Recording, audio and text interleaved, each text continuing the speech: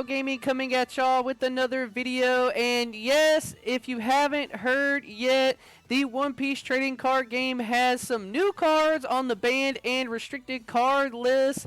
We have 4 new cards. I'll go through each of these cards for people who are able to not see but are listening in.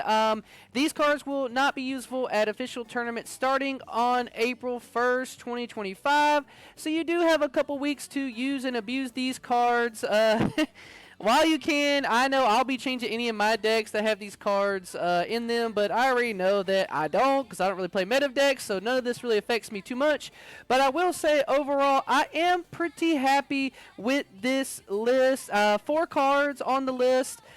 It's a lot. I think that's about the most. One other list had 4 cards. So this is a pretty big list in the sense of the One Piece trading card game doing a list. And there are 4 cards. We'll go into the first card for the listeners out there. It is OP06 Gecko Moria. You can no longer play this card. I do think that if there was one card on the list that everyone was thinking would get hit, and it was Gecko Moria. I think it just provided too many black decks with a generic late game card to just swarm their boards out.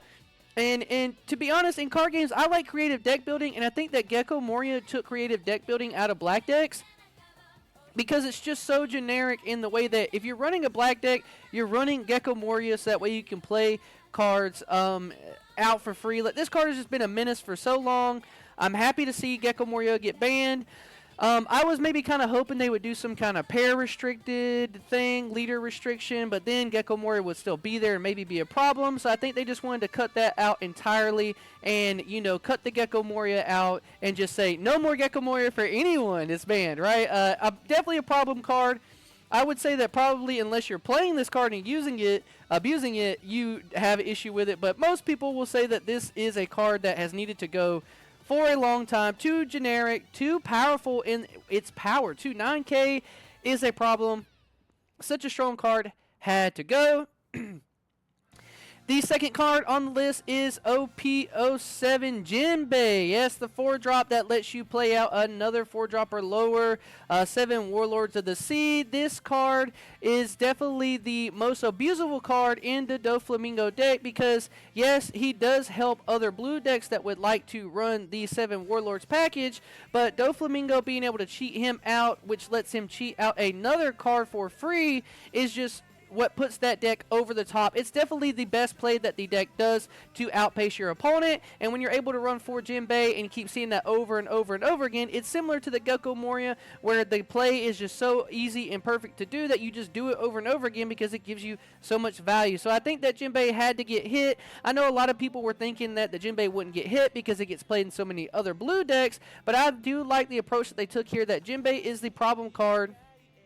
Now you can still run your Doflamingo decks, and yes, Doflamingo will still be able to use that awesome leader effect that it has, but now it can't punish you as bad with being able to swarm out 2 bodies, where now when they commit that Dawn, they're only getting the 1 body out on the board. And I do know that there were some other cards from this deck that people wanting to get hit, whether that be the Law or the Teach, but I do think that the Jinbei was the right card to hit, and it does hurt a lot of other blue decks, but this card was too abusable in Doflamingo, and that's why it had to go. Another black card hit on there. Black is getting a lot of hate thrown its way on this ban list, deservedly so, is Ice Age. And I talked about, you know, these first 3 cards all in my ban list prediction video very thoroughly, and I think that the value that Ice Age presented by being able to, you know, reduce that cost, be able to kill out big bodies, is just too much for one. I think that even if this card costs 2 or 3, you would still run it because it reduces by so much, and Black has shown that being able to reduce the card's play cost makes it so easy to get rid of their bodies. I think that this card had to go because it gave you too much of an outlet to clean whatever you want. You could always clean the board off if you had it in Ice Age in your hand, because the reduction for the 1 Dawn is just insane, right? It's too much. The card could probably cost 2 or 3 and people would still play it. So I think trying to switch Errata was definitely the wrong move. They had to ban this card and it needed to go. I'm happy to see it go. The last card on the list is going to be the Kingdom Come. Yes, yellow is getting touched on this list. I think that the reason they're hitting Kingdom Come is because they're scared of a lot of other yellow decks maybe abusing this card, because it is very generic removal and it only costs 6. So yellow decks being able to play this for 6 and then being able to remove whatever they want makes it a very generic way to just clear things off the board, where I think that they want you to have to work a little bit harder to do that and not just be able to play something for 6. And if you're playing other decks, you may get value from this effect trashing the life, right? Or if you're only at 1, you don't have to pay anything. And late game for 6 to clear whatever you want with no downside really is just way too strong. So I understand why they hit this card. This is the one on the list that I don't really agree with so much, but I do think they foresee some of these yellow decks that are getting more power-ups in these later sets being a problem, being able to also clear whatever's on the board. So that is the last card hit. 4 cards: Gecko Moria, Jinbei, Ice Age, Kingdom Come.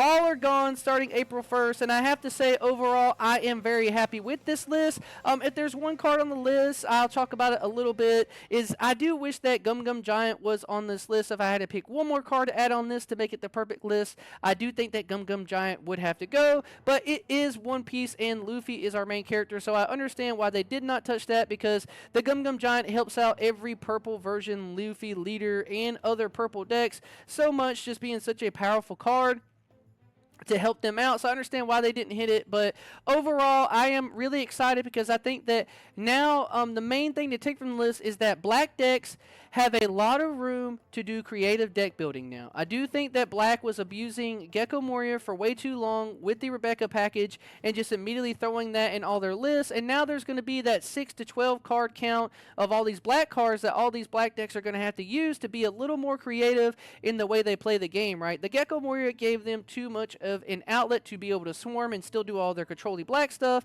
whereas now, you know, they can't do those same things. You still have Rebecca out there being able to play her in some of your decks if you need to. The Ice Age had to go, so you're going to have to play some of these other event cards that maybe you know, cost a little bit more and don't give you quite that reduction. But if you do want to find those cards to put into your deck, you can do that, right? And then now maybe Doflamingo decks will have different builds. I doubt it. I know that it will hurt the deck a little bit not having the Jinbei, and it does bring the power ceiling of the deck down a little bit. Being too relevant, keeping the Jinbei made that deck probably be able to compete with some of the decks that we're getting out, and they needed to see that deck get knocked down a little bit.